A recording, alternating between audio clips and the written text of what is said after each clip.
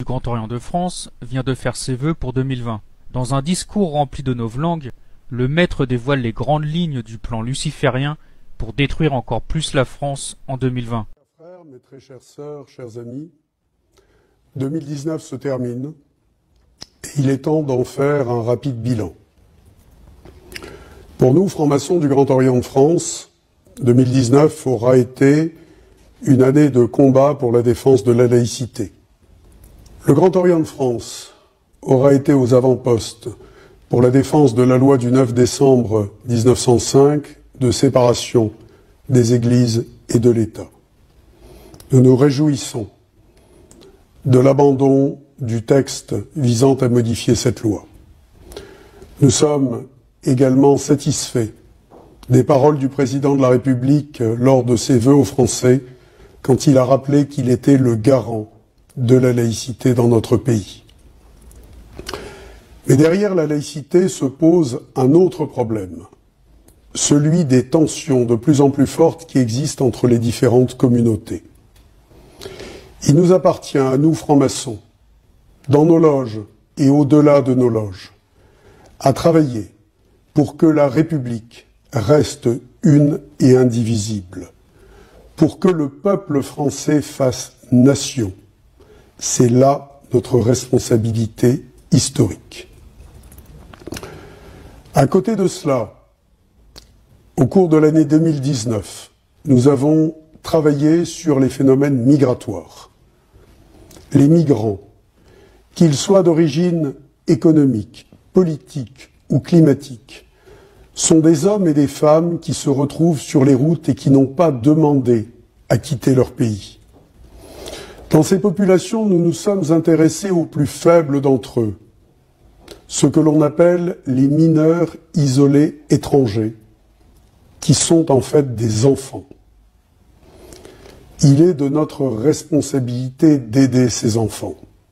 J'en profite pour remercier la Fondation du Grand Orient de France, qui a mobilisé une grande partie de ses moyens pour venir en aide à des associations qui, sur le terrain, travaillent aux côtés de ces mineurs isolés étrangers, travaillent à côté de ces enfants pour les aider à retrouver une dignité. 2020 est l'année des élections municipales dans notre pays. Je vous invite à aller voter en masse, car le droit de vote est un droit important. Je vous invite également à voter, quelles que soient vos opinions politiques, pour des partis républicains et pour exclure les extrêmes, qu'elles soient de droite ou de gauche. L'extrême droite frappe aux portes de nombreuses communes. Il est important qu'elle ne puisse pas diriger celle-ci.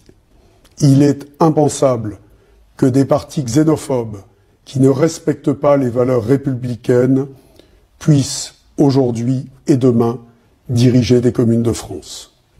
Au-delà de ces élections municipales, je souhaite avoir une pensée pour ces hommes et ces femmes élus municipaux qui, depuis de nombreuses années, se dévouent pour leur commune et en particulier pour ceux qui sont élus dans les petites communes. Ces hommes et ces femmes ont des responsabilités de plus en plus importantes. Souvent aujourd'hui, ils sont usés, fatigués et se posent même la question d'une éventuelle réélection. Nous devons réfléchir à un statut de l'élu pour mieux les protéger, car ils portent aujourd'hui trop de responsabilités. Il nous appartient, à nous francs-maçons, de travailler sur ce sujet. Pour les francs-maçons du Grand Orient de France, 2020 sera l'année d'un grand voyage mémoriel à Auschwitz. Si nous travaillons depuis de nombreuses années dans nos loges sur le devoir de mémoire, il m'est apparu important, en cette année du 75e anniversaire de la libération du camp, de se rendre dans ces lieux où l'on peut encore sentir la souffrance de ceux qui y sont passés. Il est important de pouvoir témoigner. Et c'est la raison pour laquelle j'ai souhaité que de très nombreux membres de notre obédience puissent effectuer ce grand voyage mémoriel cette année. Les francs-maçons du Grand Orient de France sont des hommes et des femmes qui ont souhaité donner un sens différent à leur vie. Nos rituels disent que la franc-maçonnerie doit améliorer à la fois l'homme et la société. C'est là notre responsabilité. Mes très chers frères, mes très chères sœurs, je compte sur vous, car notre tâche n'est pas achevée. Dans cette attente, à toutes et à tous, je souhaite une excellente et douce année 2020. D'abord, il souhaite toujours plus de laïcité, ce qui veut dire que les attaques contre l'Église catholique et donc contre le Christ vont se poursuivre. Car la laïcité républicaine n'est qu'un instrument servant à détruire les racines catholiques de la France. L'élite franc-maçonne luciférienne se cache derrière le respect et leur travail n'est pas terminé. Autrement dit, il reste un bon nombre de mesures à prendre pour que l'homme puisse enfin tuer Dieu, en devenant lui-même Dieu sur terre, comme éradiquer définitivement l'influence de l'Église en France et même partout dans le monde. Voter, comme je l'ai dit, toujours plus de lois antichrist, comme la légalisation de l'euthanasie, de la GPA et de la PMA. Amplifier la perversion des esprits, surtout ceux de nos enfants, avec des croyances contre nature comme les théories du genre. Poursuivre le développement de l'intelligence artificielle et des technologies de surveillance de masse, permettant le contrôle total de la population. Et enfin mettre toujours plus de moyens dans la science, afin qu'elle puisse créer un nouvel homme amélioré grâce au transhumanisme et à l'eugénisme. Aux États-Unis, des scientifiques viennent de découvrir des cellules d'un ver qui permettraient de prolonger la durée de vie d'un être humain de 500%. Mais si un jour un traitement permettant d'augmenter la durée de vie venait à sortir, il serait bien sûr hors de prix et réservé à cette petite élite qui se prend pour Dieu. Le grand maître du Grand Orient a bien sûr rappelé l'importance du régime républicain qui doit absolument être préservé, car la République est une création de la franc-maçonnerie. C'est la franc-maçonnerie qui a orchestré le coup d'État de 1789 pour renverser la monarchie de droit divin et mettre sa République universelle et luciférienne au pouvoir. Il était important de commencer par la France, car en tant que fille aînée de l'Église, elle était le phare du catholicisme dans le monde entier. Dès que la République a pris le pouvoir en France, elle a pu facilement s'étendre dans le monde entier, en diffusant sa philosophie humaniste allant à l'encontre de la doctrine du Christ. La République, c'est le nouvel ordre mondial, et ça, il est important de le rappeler. Car de nombreux dissidents politiques tombent dans le piège de la franc-maçonnerie en se prétendant républicains. Si on est réellement français, on ne peut pas défendre la République. Le seul pouvoir légitime en France, c'est la monarchie de droit divin, et rien d'autre. Si on rejette le Christ en tant que chef de la France, alors la France perd son âme, et n'est plus vraiment la France. Et ça, il faut bien le comprendre.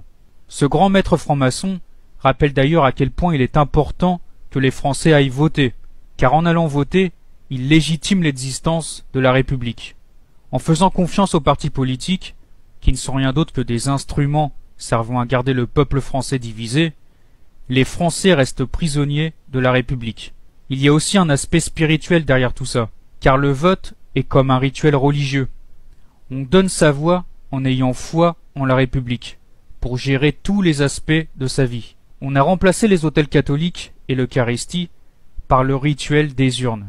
Dans son discours, le maître franc-maçon semble défendre la nation, tout en s'attaquant aux partis nationalistes, en parlant du danger de l'extrême droite. Certains diraient que c'est contradictoire, mais en réalité, il ne fait qu'entretenir le chaos de la division. Car la franc-maçonnerie est derrière tous les partis, qu'ils soient nationalistes ou non. Ils participent tous à la destruction de la France. Les partis de gauche diffusent la pensée mondialiste et antichrist, tandis que les partis de droite et d'extrême droite divisent le peuple. Les partis qui se disent nationalistes, comme celui de Marine Le Pen par exemple, détournent l'attention des Français en leur présentant un faux ennemi, qui est l'islam, ce qui permet d'opposer les musulmans et les banlieues au reste de la population. Ces faux partis nationalistes ne désigneront jamais le vrai ennemi de la France, qui est la franc-maçonnerie et sa République, leur mère à tous. Ils se nourrissent tous de son lait putride. Et de l'autre côté, vous avez bien sûr tous les gauchistes, écologistes, antiracistes, immigrationnistes, etc., qui eux désignent les nationalistes comme ennemis de la paix et du progrès.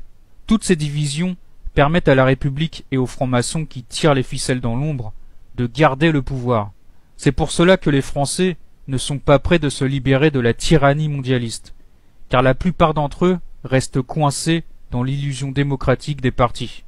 Un autre grand thème très cher aux francs-maçons, c'est l'immigration. Le grand maître a tenu à rappeler à quel point il était important d'accueillir sur notre territoire ces pauvres enfants migrants, dont les pays d'origine ont été ravagés par la guerre. Évidemment, il ne dira pas que toutes ces guerres, en particulier celles du Moyen-Orient, ont été faites au nom du progrès, de la démocratie et de la philosophie des droits de l'homme, née dans les loges. Ces élites lucifériennes organisent les guerres, la destruction des nations et l'immigration massive, et ils nous pointent ensuite du doigt lorsque nous ne voulons pas ouvrir nos frontières pour accueillir toute la misère du monde, en nous traitant de monstres égoïstes. Comme si nous étions responsables de tout ce chaos. Le maître essaye de nous apitoyer, en parlant des pauvres enfants migrants qui errent dans les rues, alors que la grande majorité des migrants sont des hommes seuls. Des associations immigrationnistes font même passer certains adultes pour des mineurs, afin qu'ils ne soient pas expulsés. Comme en Côte d'Or, où en 2019, 80% des 523 migrants mineurs non accompagnés étaient en réalité des adultes. Bref, on voit là encore le grand plan de la franc-maçonnerie qui consiste à détruire les peuples européens par l'ouverture des frontières et la venue de millions d'oiseaux migrateurs. Le fait que ce maître luciférien parle d'enfants n'est pas anodin. Il envoie un message à peine caché à ses frères de loge. Car n'oublions pas que chaque année, des milliers d'enfants disparaissent en France et finissent pour la plupart d'entre eux dans des réseaux pédosataniques. Ce n'est pas pour rien si l'affaire Epstein a été étouffée dans notre pays. Car la France malheureusement fait partie des pays où le pédosatanisme est très influent. On parle bien entendu de pédosatanisme d'élite, donc médecins, avocats, politiques, etc. Et beaucoup de ces enfants sacrifiés sont de jeunes migrants. Le maître franc-maçon termine son discours par une tirade larmoyante sur Auschwitz, pour nous rappeler les horreurs de la guerre, qui pourraient bien recommencer si nous restons trop attachés aux nations. Le nationalisme qui a été rendu responsable de la persécution des Juifs lors de la Seconde Guerre mondiale. Une persécution qui a mené à la création de l'État d'Israël. Un État qui est aujourd'hui aux mains d'un pouvoir sioniste et franc-maçon, extrêmement belliqueux envers ses voisins musulmans. L'actualité récente nous l'a encore prouvé. En parlant d'Auschwitz, le maître nous rappelle aussi que la franc-maçonnerie prépare de futures lois interdisant justement toute critique de ce pouvoir sioniste et belliqueux, en assimilant l'antisionisme à de l'antisémitisme.